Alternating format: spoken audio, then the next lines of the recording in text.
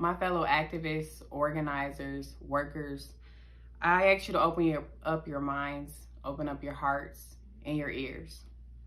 Initially, when I was asked to speak at this conference, I was going to speak about my experience during the strike and that fight for the American middle class. But today, I want to talk about something more personal, my father. My mother and father fostered many children. They ended up adopting 6 kids, and I was one of them. He was a dedicated father who didn't acknowledge the differences in all of us. And in fact, it was his love that he gave to all of us that united us even in his death. I just recently lost him due to this pandemic. He was an Air Force veteran. He was a dedicated employee of General Motors for over 47 years, a UAW member for over 51 years. And now he's gone. My father's patriarch is gone.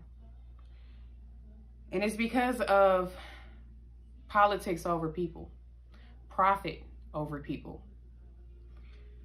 People like my father, and think of how many loved ones we've all lost during this pandemic.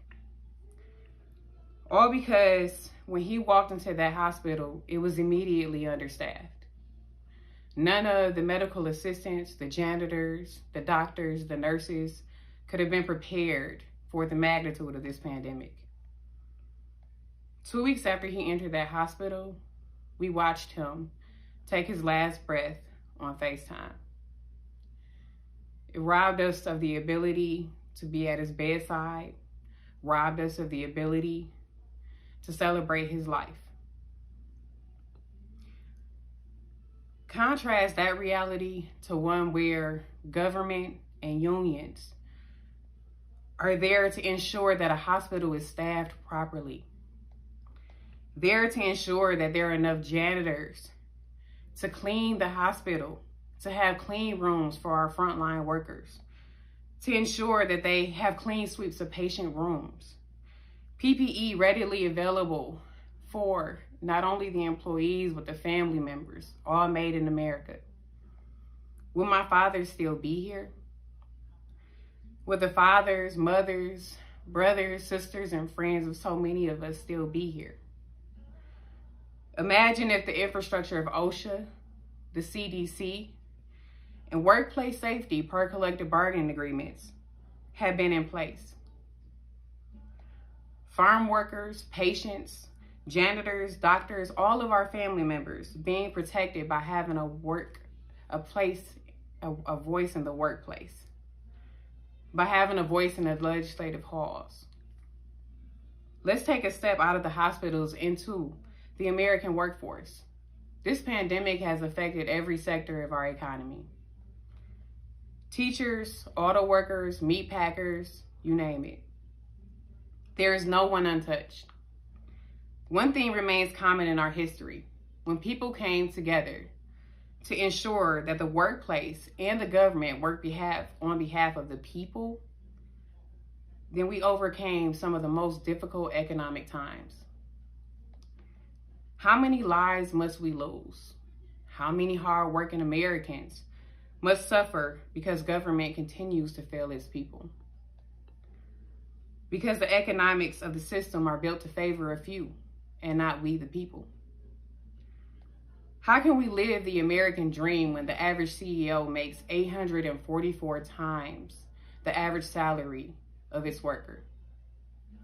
How can we educate our children when they're poisoned by the water they drink?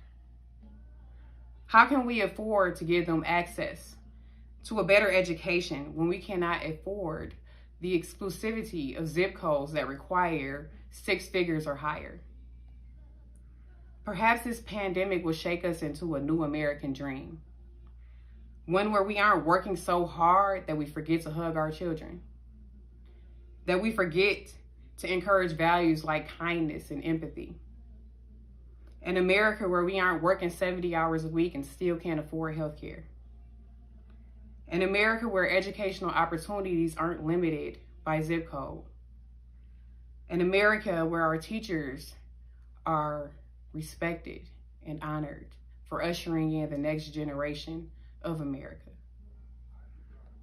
An America where my father's grandchildren and great-grandchildren will thrive because the loss of his life was not in vain. Do not allow the lives of our family members, of our brothers, our sisters, our friends to go in vain. After the Great Depression, government began working for the people. Unionization rates were high. Thus, 90% of the children born in 1940 ended up in a higher income distribution than their parents. Only 40% of those in 1980 have done the same. You see, the hard-working, the forgotten, the meek will inherit the earth. So long as we stop allowing our differences to distract us from our children's upward mobility.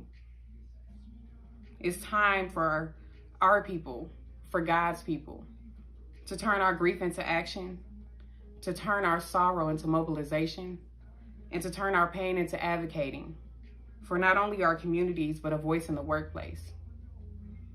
We, all of us collectively, must shake America with a new dream, because we can no longer allow our children to live in this America, this nightmare, where the lives of those we love are disregarded, dishonored, and disrespected in the name of the almighty dollar. While I like to thank you for your time, I prefer to thank you for your action. I prefer to thank you for future actions that will yield a government and a workplace that actually works for my father, for my children, and for we the people.